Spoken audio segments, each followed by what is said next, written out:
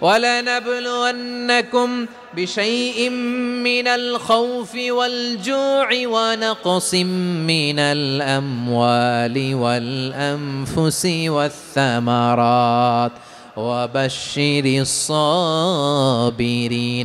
আল্লাহ বলে এই জমিনে আমি ভয় দিয়ে, ক্ষুধা দিয়ে, জানমালের হানি দিয়ে, সম্পদ হানি দিয়ে তোমাদেরকে পরীক্ষা করব। এই পরীক্ষায় সফল হবে তারা ধৈর্য ধারণ করেছে যারা। ইন্নাল্লাহা মা'আস সাবিরিন, ধৈর্য ধারণকারীদের সাথে আল্লাহ সেরাডায়। ধৈর্য ধরতে হবে। ধৈর্য এমন গাছ যে গাছের চারিদিকে কাটা, ফলটা বড় মিষ্টি।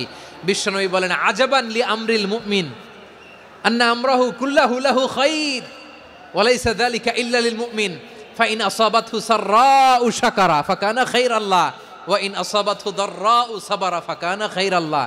বিশ্বনবী বলেন এই যে ইমানদারদের ব্যাপারটাই আলাদা, ব্যাপারটাই আলাদা। এটা ইমানদার ছাড়া অন্য কেউ এই বরকত পায় না। কি বরকত? ফাইন আসাবাতহু সাররাউ শাকারা। ইমানদাররা ভালো অবস্থায় থাকলে শুকরিয়া করে, এটা তার জন্য ভালো। শুকরিয়া করলে সওয়াব আছে না নাই? মুমিনরা বিপদে পড়লে ধৈর্য ধরে। আচ্ছা বলেন তো, ধৈর্য ধরলেও সওয়াব আছে না নাই? তাহলে সুখের সময় শুকর, দুঃখের সময় সবর, উইন উইন সিচুয়েশন। আমাদের সারা জীবনই এই দুই আমল আছে না নাই? হয় আমরা শুকর গুজার হই, নয় সবর করি। সুখের দিনে আমরা শুকর গুজার হই, বিপদের দিনে সবর ইখতিয়ার করি। তাহলে হয় শুকর নয় সবর।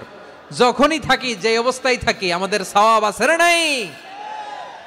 আবার আল্লাহর নবী আল্লাহর কাছে দোয়া করতেন, আল্লাহ আল্লাহুম্মা জাআলনি শাকুরা ওয়া জাআলনি সাবুরা ওয়া জাআলনি ফি আইনি সাগীরা ওয়া ফি আ'য়ুনিন নাসি কাবীরা। তিনি বলছেন আল্লাহ আপনি আমারে শুকরগুজার বান্দা বানান, ও আল্লাহ আপনি আমারে ধৈর্যশীল বান্দা বানান, আমার চোখে আপনি আমারে ছোট বানান, জনতার চোখে আপনি আমারে বড় বানান। পড়েন আমিন। তাহলে অস-সাবিরিন ও সাবিরাতি, ধৈর্যশীল নারী ও পুরুষ আল্লাহ পছন্দ করেন। শুনতেছেন? কয়টা গেল?